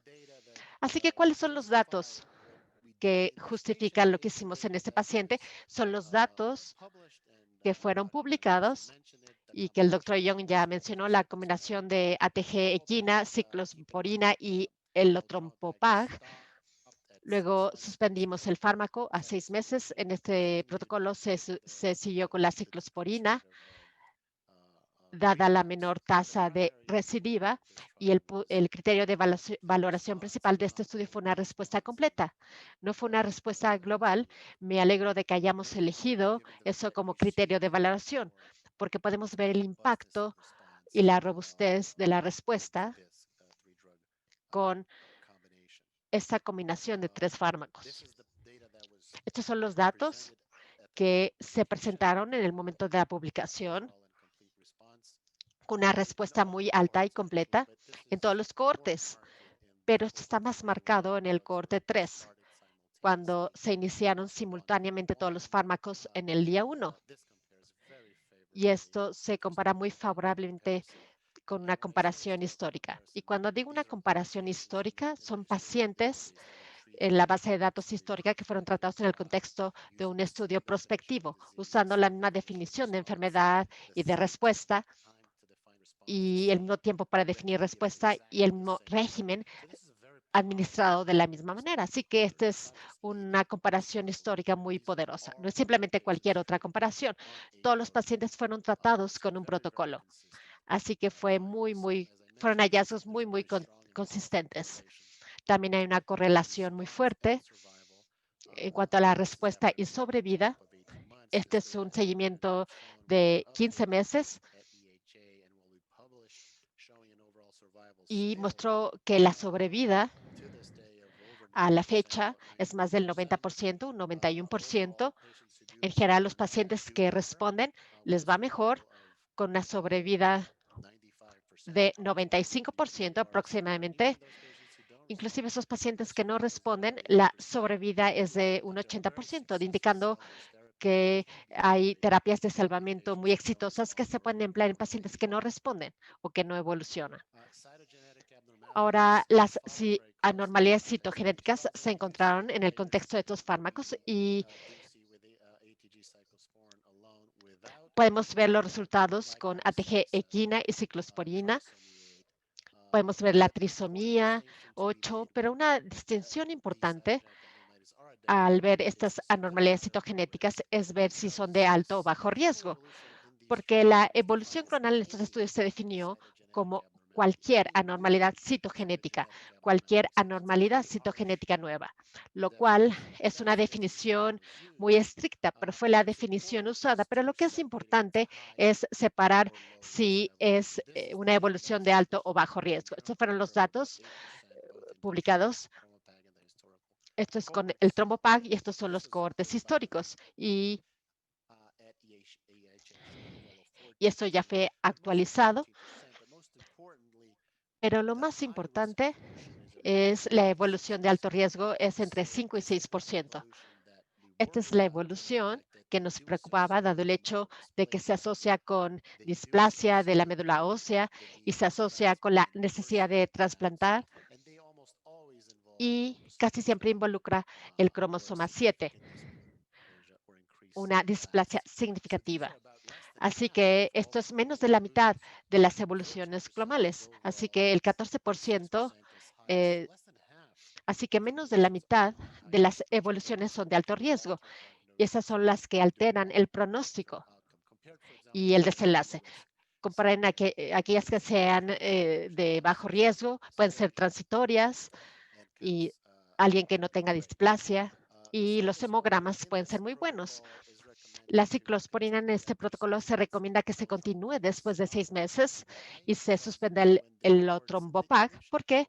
Porque los cohortes iniciales, cuando se suspendió la ciclosporina junto con el trombopag, la recidiva fue muy alta y luego bajó cuando se continuó la ciclosporina a una dosis menor. Para concluir, estos son los algoritmos que hemos analizado ahora. Este es el artículo publicado por el Dr. Young en 2018. El trombopag ahora se añade a la terapia inmunosupresora como terapia de primera línea, como tratamiento óptimo. También siguen habiendo trasplantes y, como mencionó el Dr. Young, se habla de la eficacia del trombopag en pacientes pediátricos. No vemos el beneficio tanto como lo vemos en la población adulta. Este es un análisis de subgrupo. Estos son estudios dedicados que ven la combinación solo en poblaciones pediátricas. Pero estos siguen en curso. Tengan en cuenta que este es un punto muy importante. Las limitaciones en cuanto a alimentos y absorción son críticas. Pueden impactar la absorción y la eficacia. No hay manera de poder medir eso en la sangre. Tiene que hacerse mediante el hábito y la orientación al paciente. Y no deben tomar este medicamento en combinación con quesos, lácteos o antiácidos.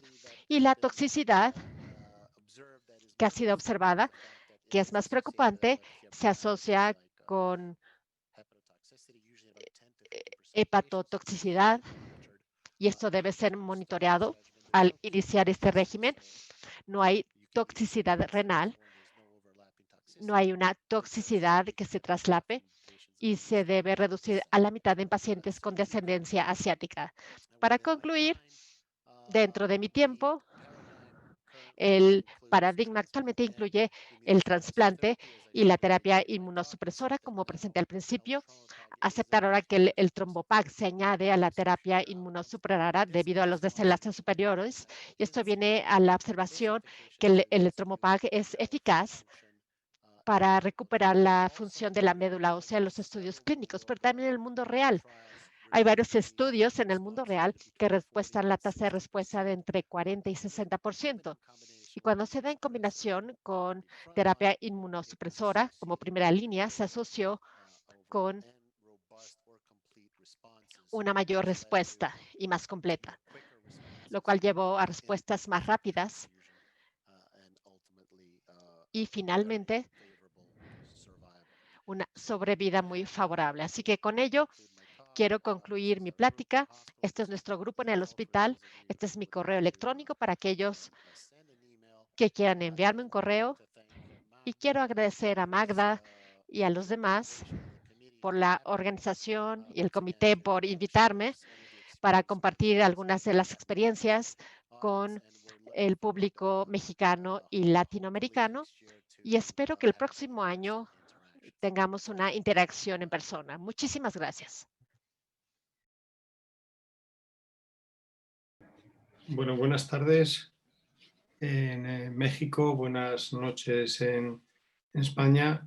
Es un enorme placer para mí compartir este tiempo con el hermano pueblo de México, con tantos compañeros mexicanos. Siempre que he estado allí en los últimos años he recibido un trato, la verdad es que exquisito, mucho cariño y se lo agradezco mucho. Y bueno, ahora es un placer estar en un evento organizado por las prestigiosas Asociación Mexicana para el Estudio de la Hematología y Asociación Mexicana de Anemia Plástica. Muchas gracias a Magdalena, muy especialmente a Oscar, a Carlos. También es un placer compartir evento con Efraín, con Philippe, con Neil, en fin, con un dossier realmente experto y realmente destacado en el mundo de la aplasia medular o anemia plástica. Bueno, el tema que me corresponde tratar es el papel del trasplante halogénico, lógicamente, en la aplasia medular. Este es el guión. Vamos a tocar someramente algunas ventajas y desventajas del trasplante, indicaciones en 2020, algunos aspectos sobre donantes alternativos, sobre la metodología del trasplante, para terminar con unos mensajes para llevar a casa. En cuanto a las ventajas, el trasplante ofrece una posibilidad de cura del 65% más menos 25%. Y este margen tan amplio es porque el trasplante halogénico penaliza mucho la edad de los pacientes, siendo mortalidades muy altas en pacientes superiores a 40 años, intermedias en pacientes entre 20 y 40 años, y realmente supervivencias con el trasplante muy buenas en niños y adolescentes. En cuanto a esto, fíjense, estas curvas publicadas por el doctor Bachigalupo con una N muy importante de pacientes del EBMT, cómo se separan perfectamente las supervivencias a largo plazo de los niños y adolescentes versus el adulto joven de 20 a 40 años versus los pacientes mayores de 40 años. Y si esto es así en el trasplante de hermano HLA idéntico, en el trasplante no emparentado todavía es más llamativo, como en las supervivencias a largo plazo de pacientes mayores de 40 años es menor del 50%.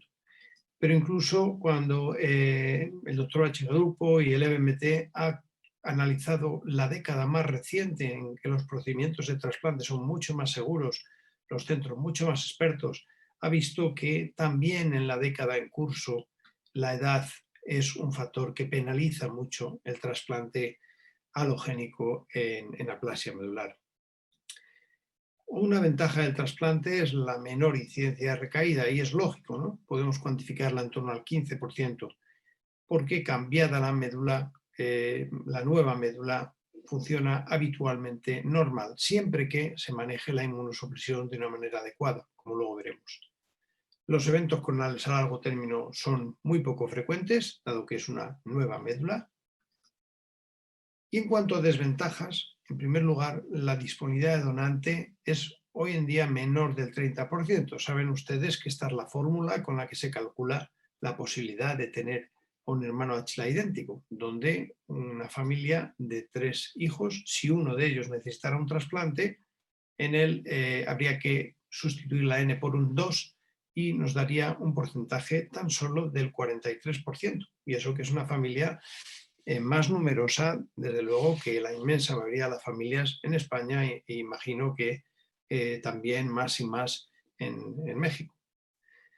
Otro elemento adverso o una desventaja del trasplante es la mortalidad, que como hemos visto varía mucho entre niños y adolescentes, adulto joven o adulto mayor de 40 años. Y por supuesto la enfermedad de Hérto-contrarreceptor.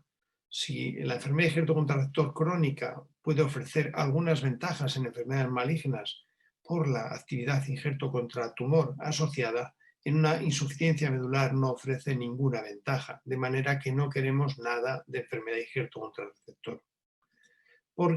No solo porque tiene una mortalidad asociada, sino porque impacta de una manera muy importante en la calidad de vida de los pacientes. En cuanto a indicaciones, nos podríamos hacer algunas preguntas para responder las indicaciones del trasplante alogénico en aplasia medular. En primer lugar, ¿importa la edad?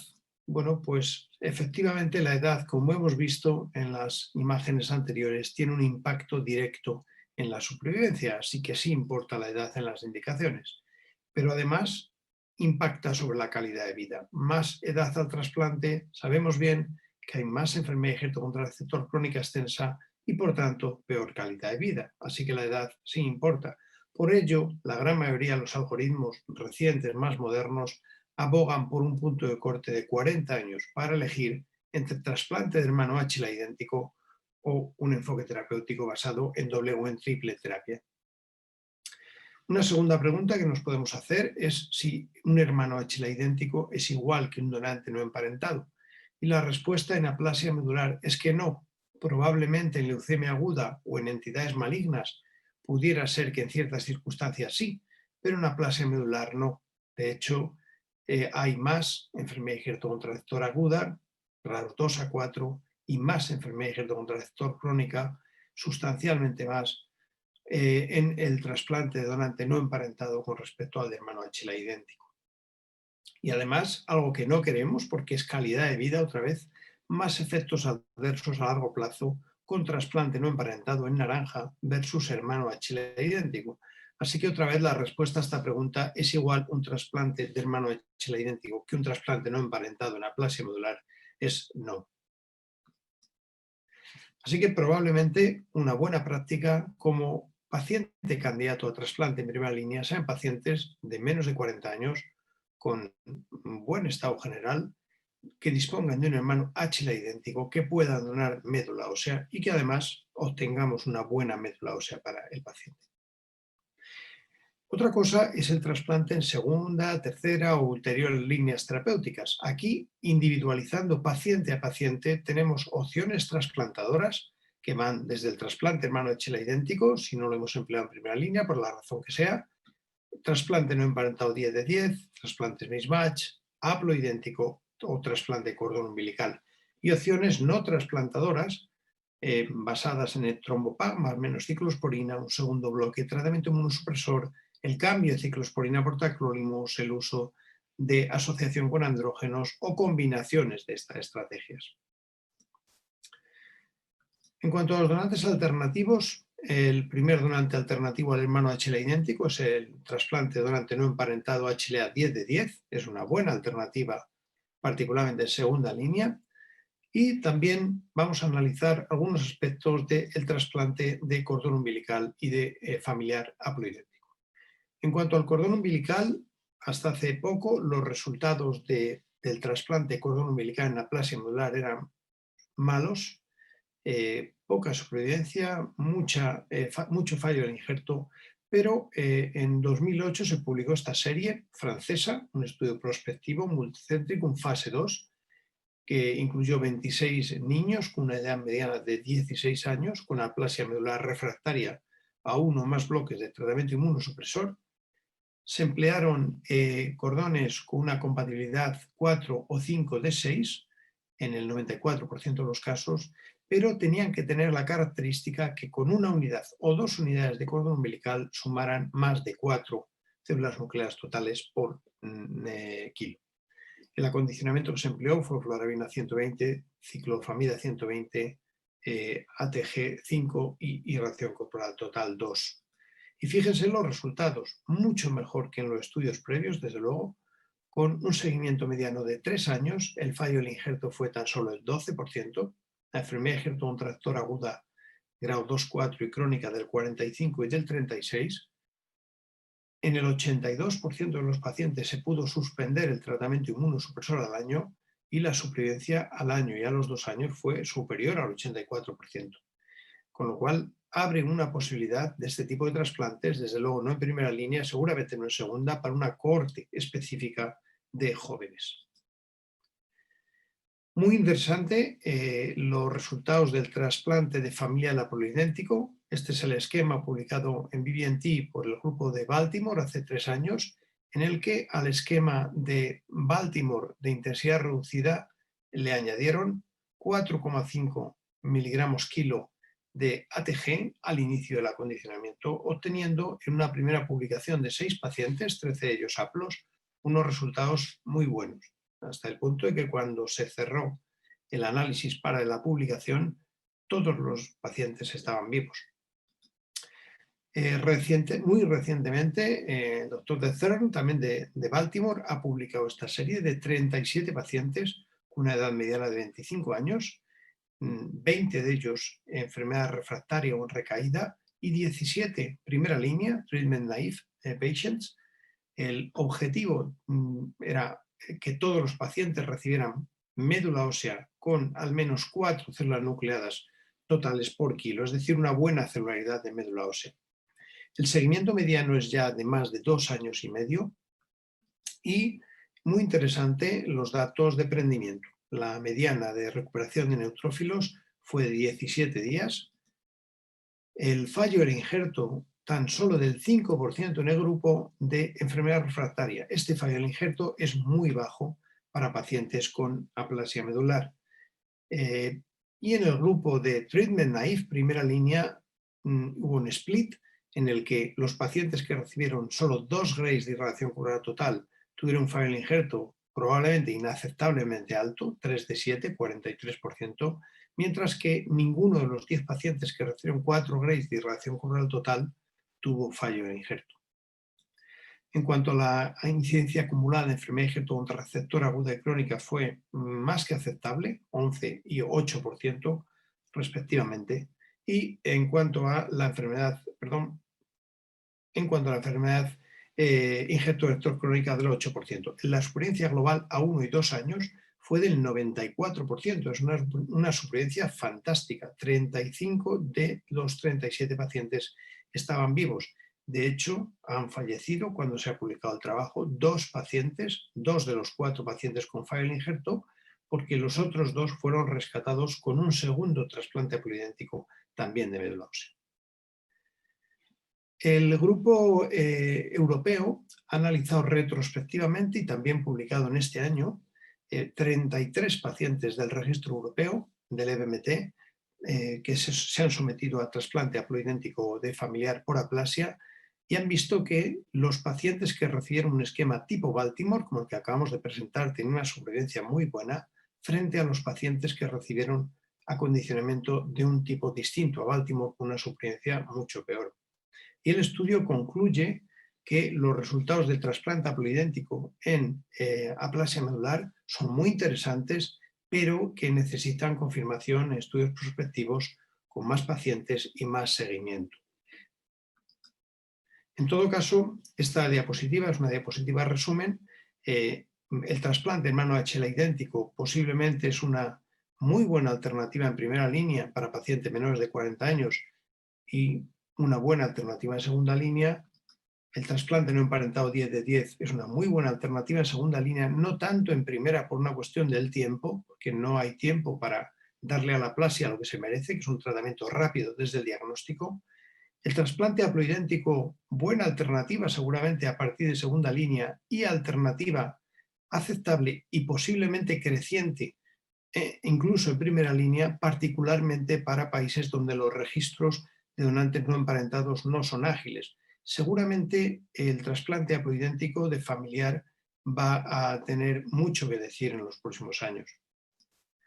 En cuanto al trasplante de cordón, seguramente no sea una buena alternativa en general fuera de ensayos clínicos en primera línea, pero sí que podría ser aplicable a una cohorte de pacientes jóvenes en el modelo del trabajo que hemos visto en segunda línea o posteriores.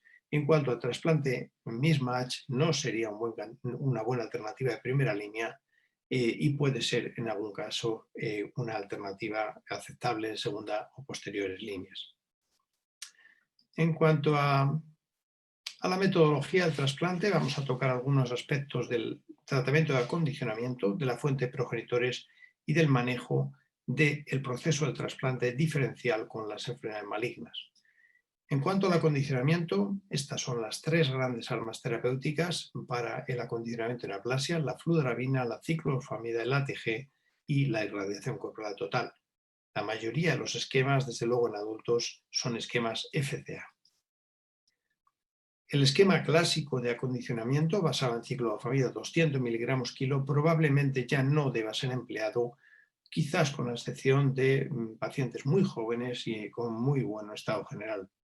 La mayoría de los pacientes deberán recibir esquemas tipo FCA, en la que el peso inmunosupresor de la ciclofosfamida se sustituye parcialmente por la fludarabina con mucha menos toxicidad.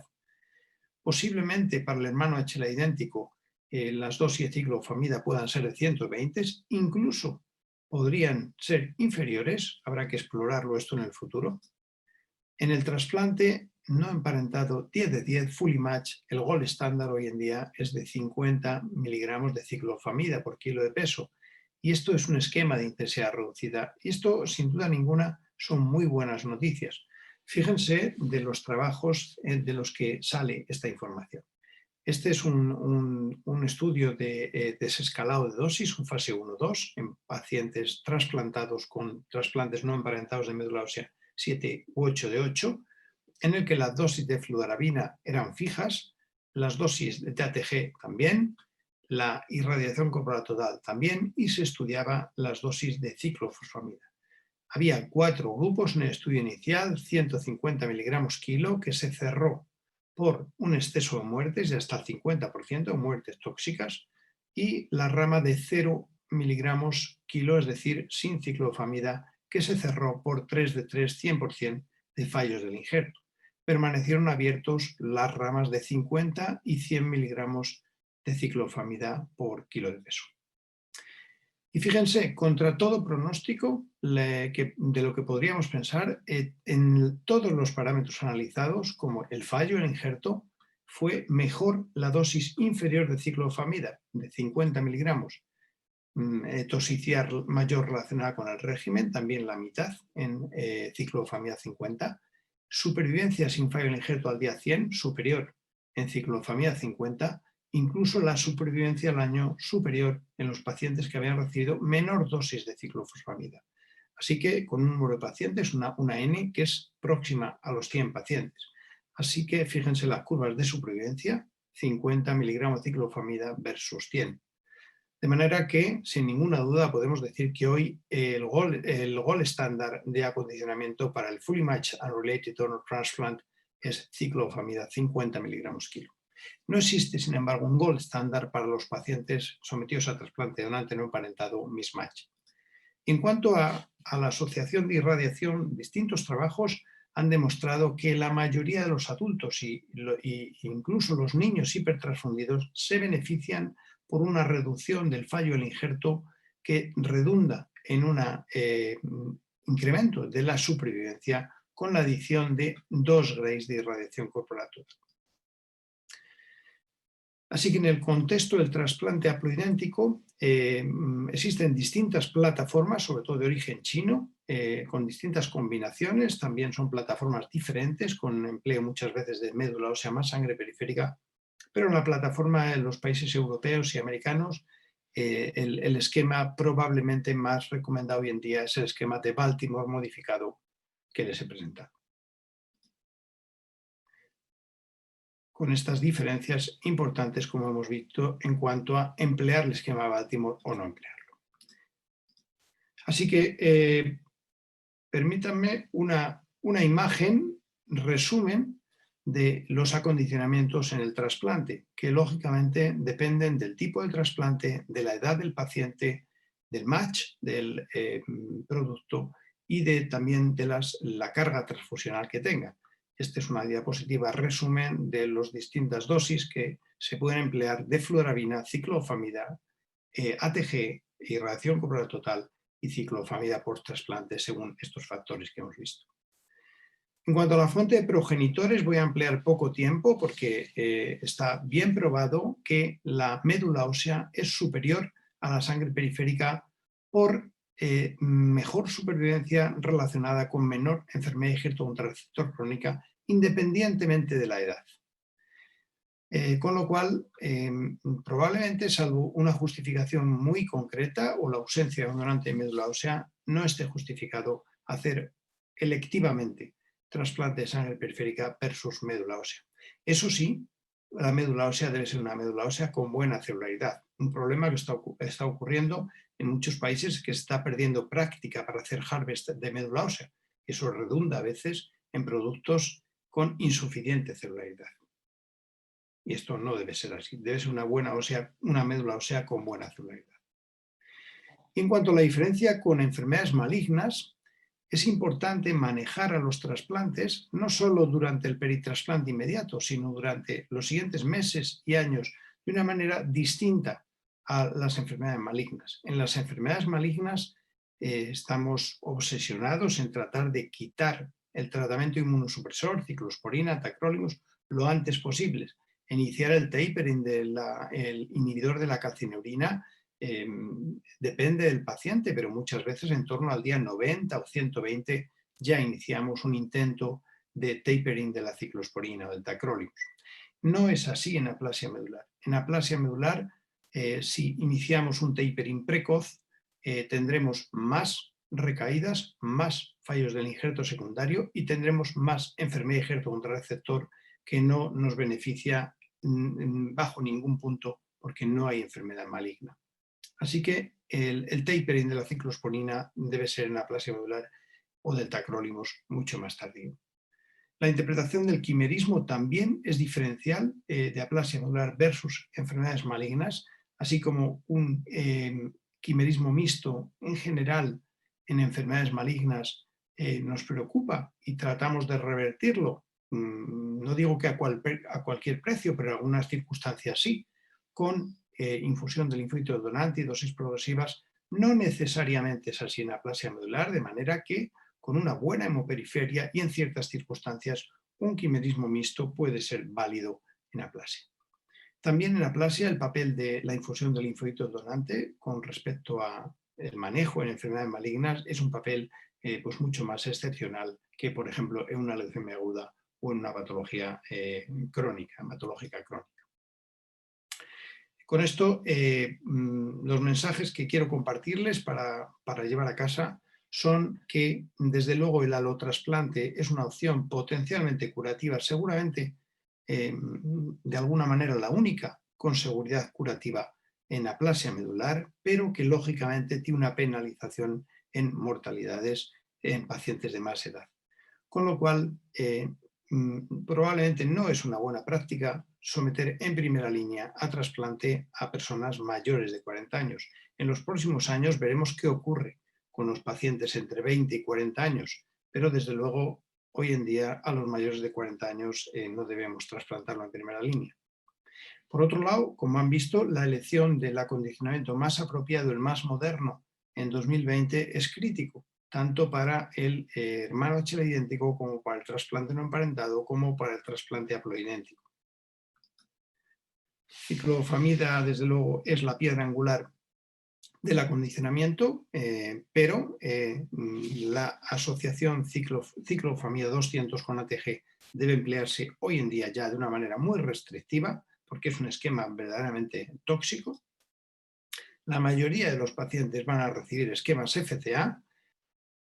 Para el donante no emparentado matched, HLA 10 de 10, el gold estándar hoy por hoy es ciclofamida 50. En cuanto al mismatch, no tenemos un gold estándar y la mayoría de los adultos y niños hipertransfundidos se benefician de 2 Grays al menos, o en algunos contextos 4, no más, como hemos visto en los trabajos de irradiación corporal total.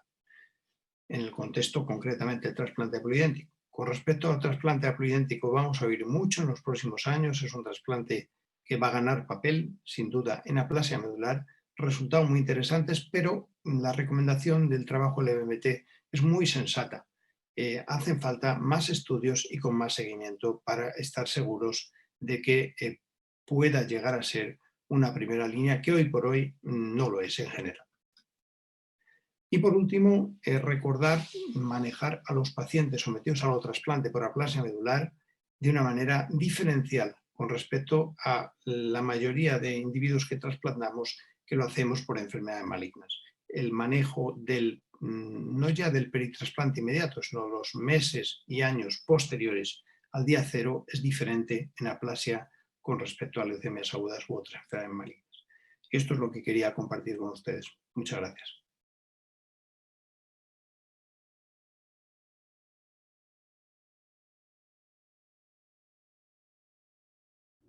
Bueno, buenas noches, y ya para despedirnos, simplemente para agradecer a la Agrupación Mexicana para el Estudio de la Hematología y a nuestros ponentes por aceptar también la invitación de la Asociación Mexicana de Anemia Plástica para esta masterclass.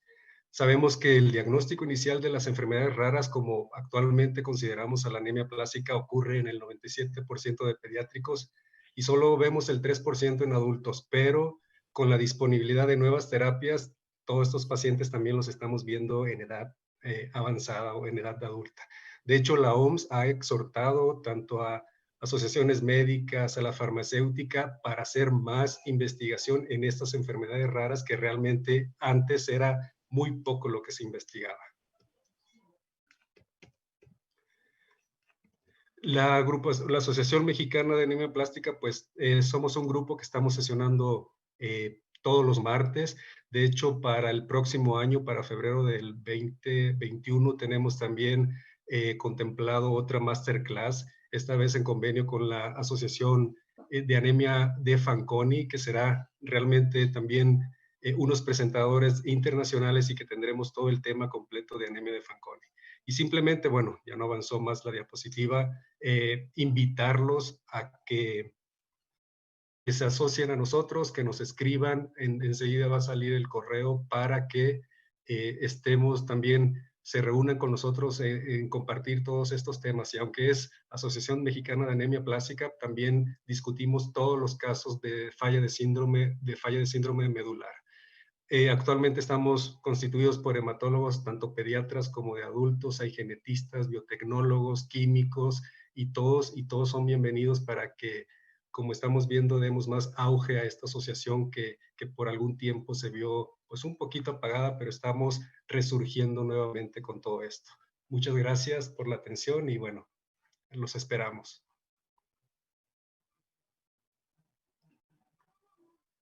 Ok, muchas gracias, doctor Efren. Y bueno,